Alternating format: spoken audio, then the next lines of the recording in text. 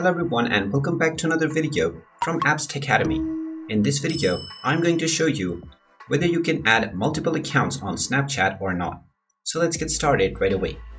First of all, open up the Snapchat application, and once it is opened up, in order to check through the various settings, you can tap on your profile icon at the top left corner.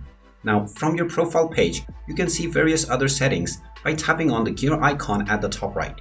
Now you have various different options for your account, including your email address, notification options, and also your public profile settings. However, even until you scroll all the way down, there is no option for switching accounts.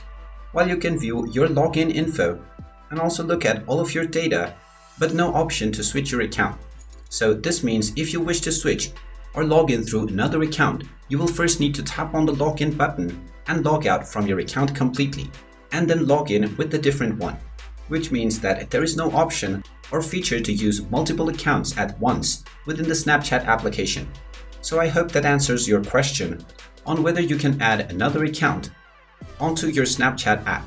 If you find this video helpful, make sure you hit that like button and subscribe to our channel if you haven't done so already. Also ring that notification bell to never miss another update from us. Thank you for watching, and I will see you again in the next video.